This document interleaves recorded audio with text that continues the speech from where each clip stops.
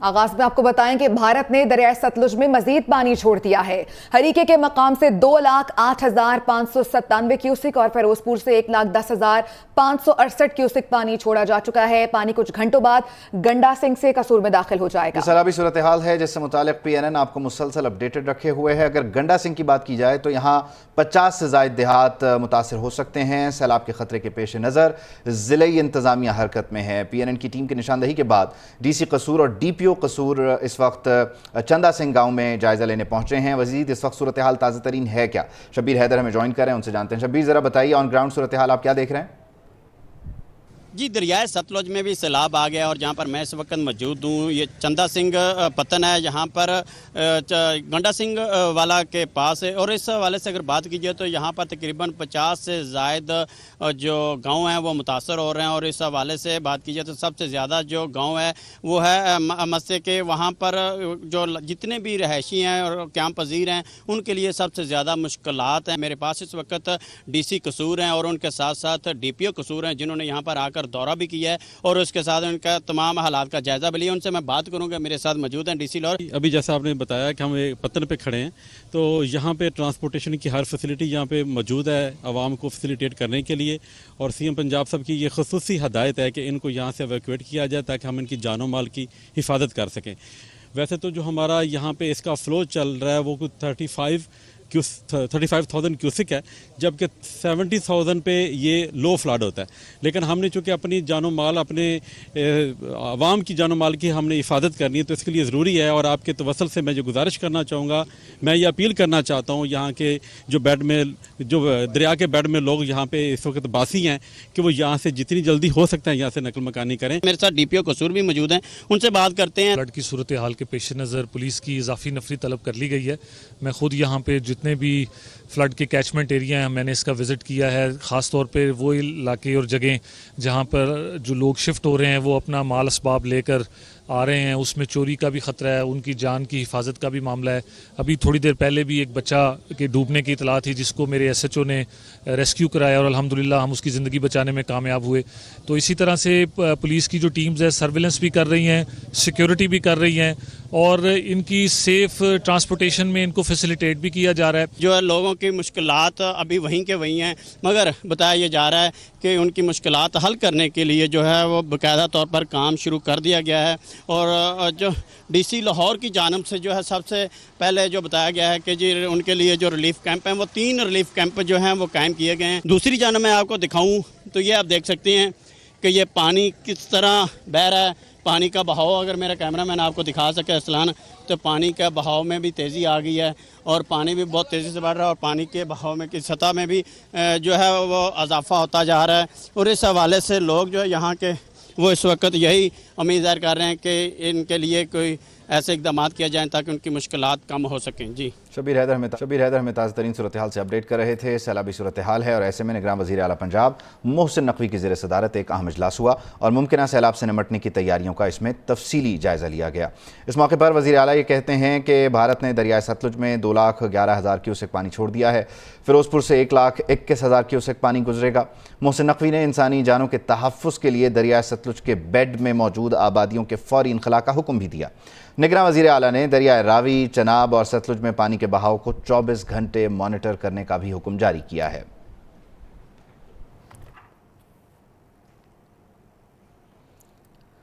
چناب نگر کے مقام پر دریائے چناب میں سیلابی پانی کی سطح 1,62,000 کیوسک سے تجاوز کر گئی ہے۔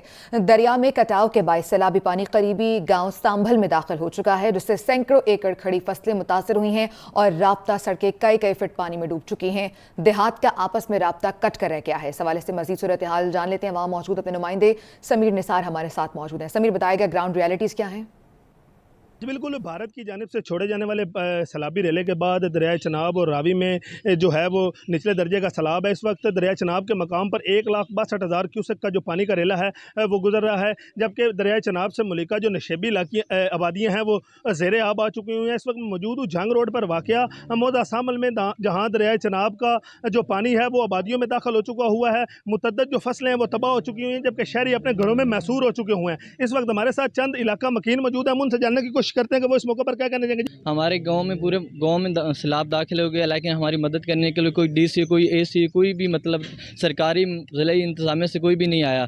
हमारी फसलें तबाह हो गई, हमारी ज़मीन जो है वो गिर गई, हमारी आधी कॉलोनी ज़मीन गिर गई है, अंदर दरिया में गिर गई, लेकिन इधर कोई मदद करने के लिए नहीं है। हम नकल मकानी करने के लिए दूसरे इलाके में जा रहे हैं, लेकिन हम अपनी मदद खुद के तहत कर रहे हैं। कोई इंतज़ामिया की तरफ से कोई भी बंदा नहीं है। हम वज़ीर-ए-आज़म से अपील करते हैं कि हमारी मदद की जाए। हमारे पास खाने के लिए कोई चीज़ नहीं है। बिल्कुल, आपने हमारे साथ मौजूद है, यहाँ पर इलाका मकीन है, उनकी बात सुनी। उनका कहना है कि वो घरों में महसूर हो गए हुए हैं, जबकि यहाँ पर उन्होंने ज़िला इंतज़ामिया को कड़ी तनकीद का निशाना बनाया। उनकी जानिब से ये कहा जा रहा है कि किसी किस्म के कोई इक़दामात नहीं किए जा रहे, ना उनके पास पानी है, ना खाने के लिए राशन है, जबकि उनका यह भी कहना है कि आधे से ज़्यादा जो मौदा शामिल है वो इस वक्त दरियाबुर्द हो चुका होता है। उन्होंने वज़ीर आला पंजाब समेत दीगर अरबाब इख्तियार से मुतालबा किया है कि उनकी दाद रसी की जाए ताकि वो सुख का सांस ले सकें। जी, सैलाबी सूरत हाल है, भारत मुसलसल पानी छोड़ रहा है और बादल भी बरस रहे हैं। महकमा मौसमियात ने रवां हफ्ते के आखिर में मज़ीद मानसून बारिशों की पेशगोई की है। महकमा मौसमियात के मुताबिक 13 से 17 जुलाई तक मज़ीद मानसून बारिशों का इम्कान है। मानसून बारिशों के बाइस अलर्ट भी जारी कर दिया गया। हमारी नुमाइंदा किरण खान हमारे साथ हैं, उनसे जान लेते हैं क्या तफसील है। किरण, बताइएगा ये बादल कहाँ कहाँ बरसेंगे? जी बिल्कुल, 13 जुलाई से लेकर 17 जुलाई तक महकमे मौसमियात ने मानसून बारिशों की जो पेशनगोई है वो कर दी है, क्योंकि कल से 12 जुलाई से बहरे अरब से मानसून जो हवाएं हैं वो बलाई और वसी इलाकों में दाखिल हो जाएंगी, जो बारिश बरसने का सबब भी बनेंगी। महकमे मौसमियात ने 14 से 17 जुलाई तक इस्लामाबाद, रावलपिंडी और लाहौर में अर्बन फ्लडिंग का खदशा भी जाहिर किया है। मरी, गिलगित बल्तिस्तान, कश्मीर और खैबर पख्तूनख्वा में लैंड स्लाइडिंग का भी खतरा है, और इसी तरह से मैदानी इलाकों में भी गर्द, आलूद, तूफान से बिजली की खम्भे और दीगर नुकसानात का खतरा है। महकमे मौसमियात की शहरियों और सियाहों को मोहतात रहने की हदायत जारी कर दी है और तमाम इदारों को अलर्ट भी जारी कर दिया गया है। ठीक है, बहुत शुक्रिया किरण।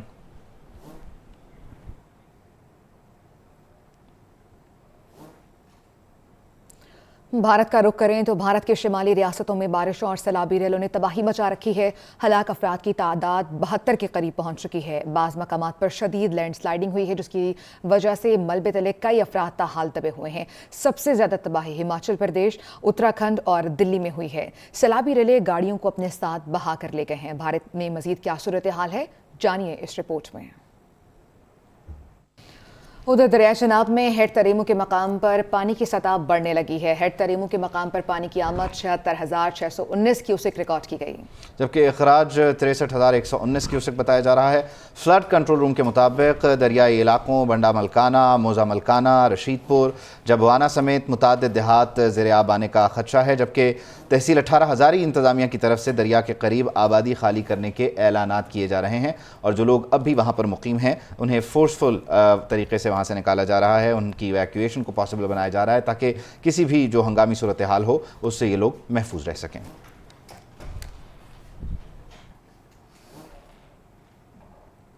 कब तक कर्जे लेते रहेंगे? पाकिस्तान की मुआशी बहाली का प्लान तरतीब दे दिया है। वज़ीर-ए-आज़म शहबाज शरीफ का इस्लामाबाद में तकरीब से खिताब, कहा कि रोने धोने से काम नहीं चलेगा। मुआशी तरक्की और खुशहाली आज सबसे बड़े चैलेंजेस में से एक है।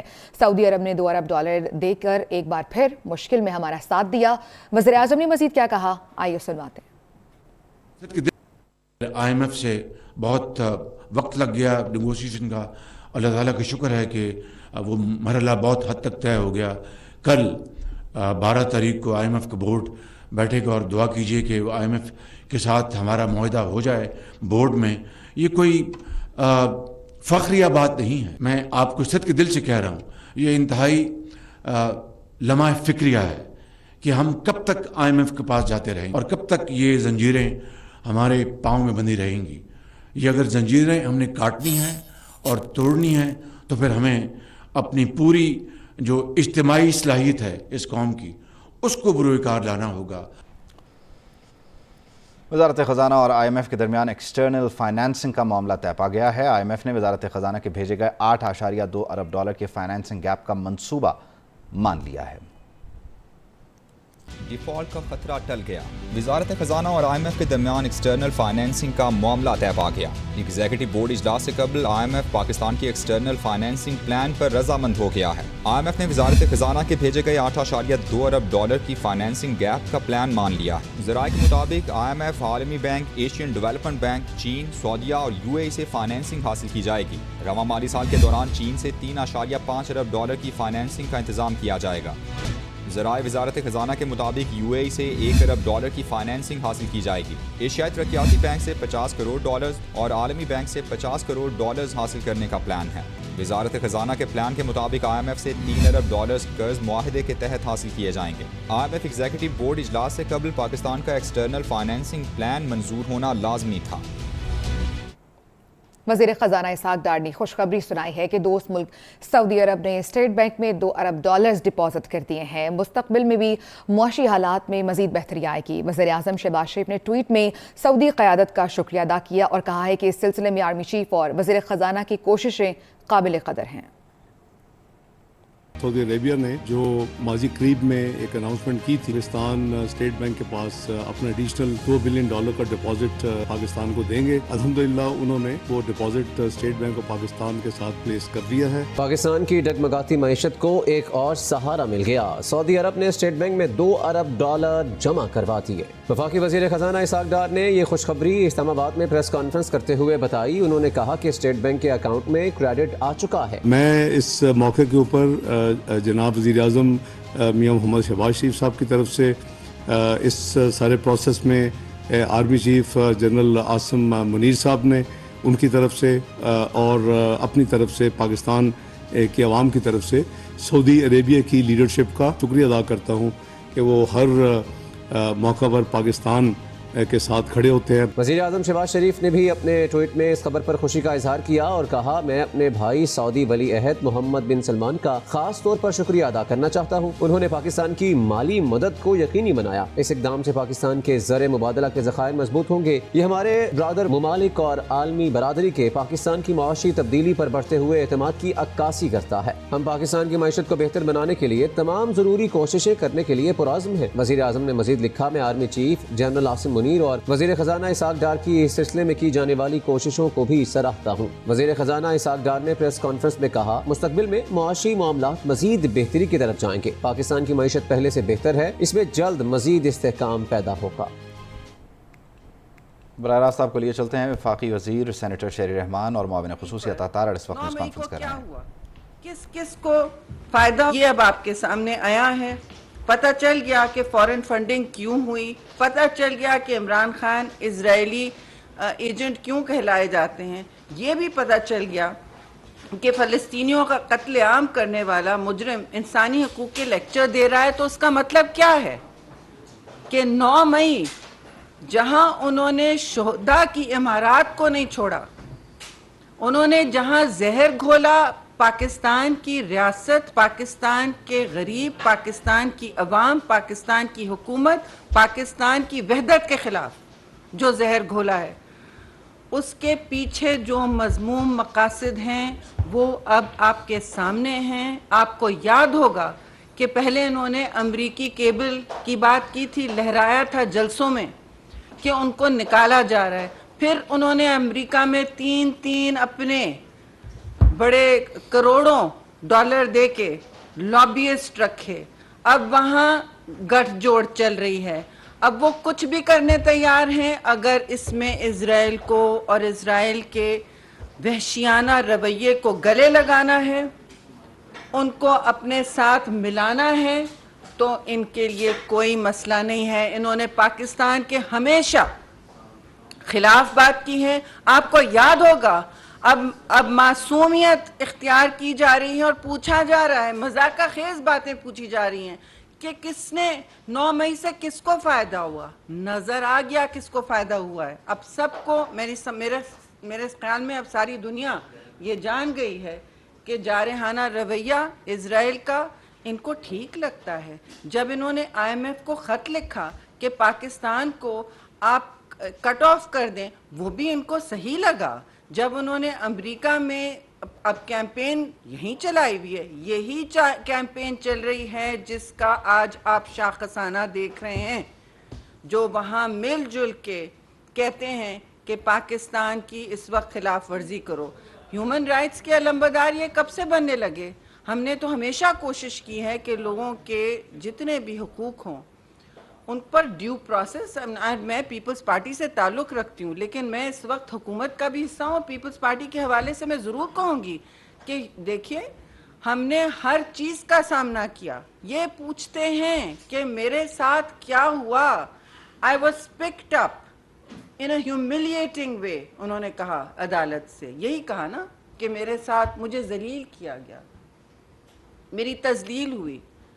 تو وہ جو ان کے دور میں روز تذلیل کراتے تھے, ملک سے باہر جا کے کہتے تھے جلسے جلوس میں کہ میں چوروں ڈاکوؤں کو پکڑوں گا, پاکستان کے بارے میں وہ اس طرح بات کرتے تھے کہ یہ کرپشن کا گہوارہ ہے. جب یہ پرائم منسٹر تھے تب یہ کہتے تھے میں ان کے جیلوں کو سی کلاس بناؤں گا, میں ان کے کمروں سے دوائیوں کی بھی جو چھوٹی موٹی فریج رکھی ہوگی وہ ہٹاؤں گا, میں پنکھے نکالوں گا, میں تختیاں لگاؤں گا.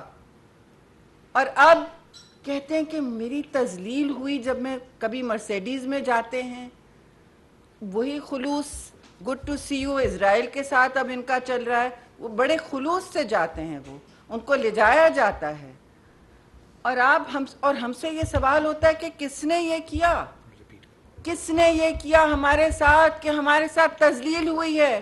تذلیل آپ کے ساتھ ہوئی یا آپ نے پورے پاکستان کی تذلیل کا بیڑا سر پہ اٹھایا ہوا ہے؟ اس وقت تو ایسے ہی لگ رہا ہے جب فریال تالپور کو آدھی رات کو آپ نے چاند رات ہسپتال سے اٹھایا, بختر بند گاڑی میں آپ لے گئے دہشت گرد کی طرح, اور دہشت گرد کی آپ نے کبھی مذمت نہیں کی, آپ نے اسامہ بن لادن کی کبھی مذمت نہیں کی. ہم پوچھتے رہ گئے کہ یہ کون سا وزیر اعظم ہے جو ملک دشمن کی مذمت نہیں کرے گا, جو گلے لگانا چاہتا ہے, کیونکہ ان کو اپنے مقاصد ہیں جو اب اتنے مذموم نظر آنے لگے ہیں, اتنا زہر گھل رہا ہے.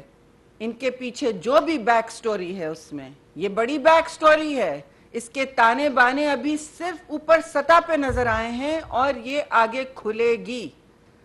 ان کی جو کہانیاں ہیں یہ کھلیں گی. مجھے بھی افسوس ہو رہا ہے پاکستان کے کسی بھی وزیر اعظم کے بارے میں, سابق ہوں کیسے بھی ہوں, کبھی کسی نے یہ نہیں کیا. پاکستان پیپلز پارٹی کے شہید ذوالفقار علی بھٹو وزیر اعظم تختہ دار پہ لیے گئے, ان کو لے جایا گیا.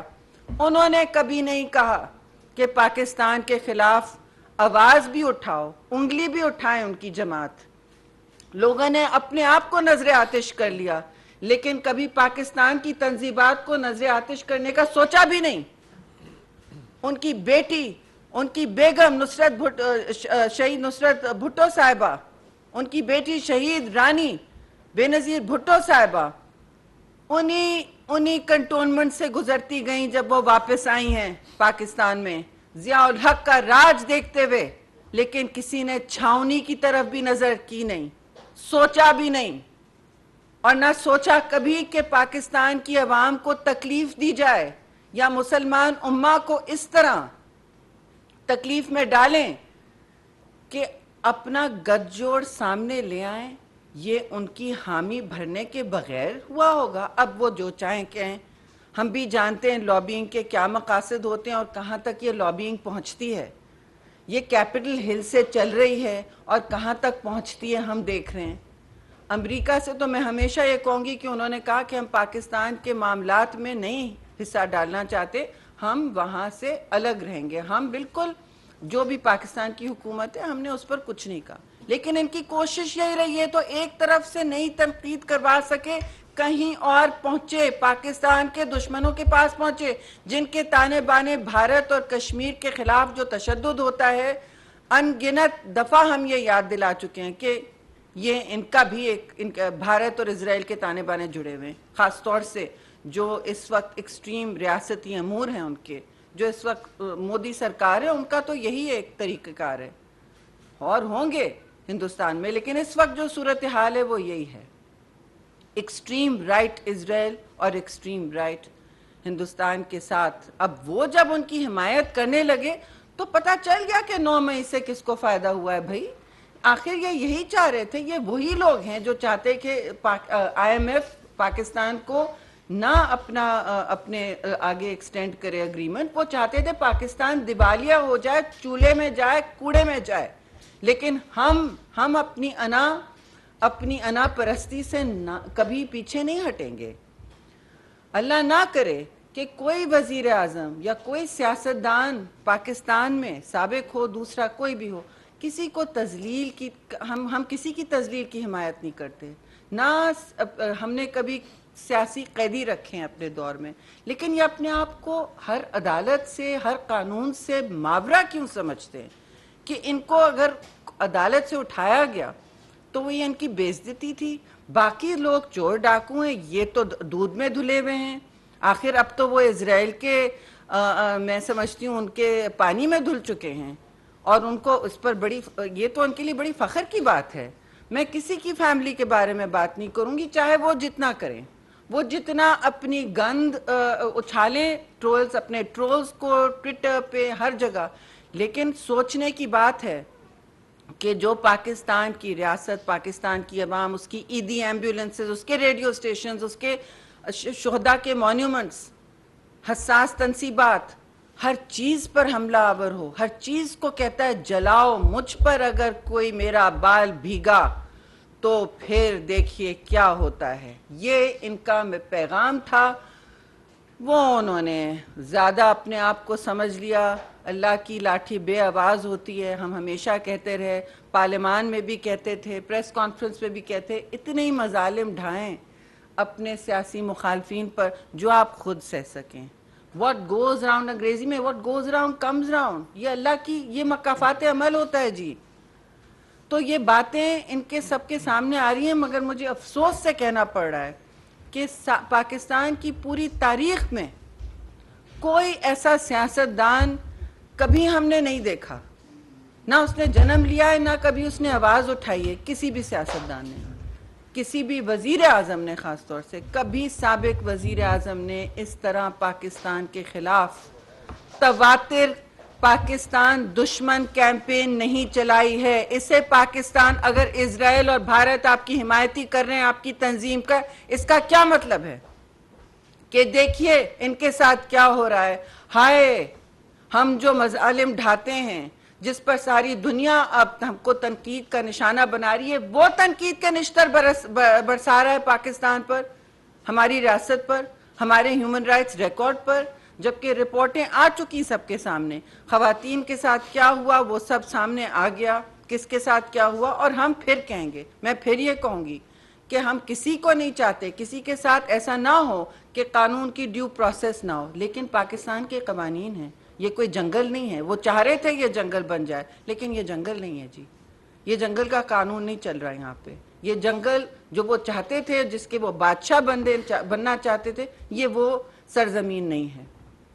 جس حال میں انہوں نے چھوڑا ہے بدحالی کا، قرضہ لے لے کے، جو 70 سال میں پاکستان نے نہیں لیا، اس کا ہم سامنا کر رہے ہیں جی، اس کا ہم سیاسی سامنا کر رہے ہیں۔ ہم اسلام آباد میں وفاقی وزیر شہری رحمان اور معاون خصوصی عطا طاہر نیوز کانفرنس کر رہے تھے۔ شہری رحمان نے کہا کہ کن عناصر نے 9 مئی کے واقعات سے فائدہ اٹھایا، یہ سب کے سامنے آ چکا ہے۔ چیئرمین پی ٹی آئی اور اسرائیل اتحادی ہیں، شہری رحمان نے یہ کہا، اور کہا ہے کہ یہ لابی بنی ہوئی ہے۔ اور گفتگو آپ نے سنی، مزید خبر شامل کریں گے ایک بریک کے بعد۔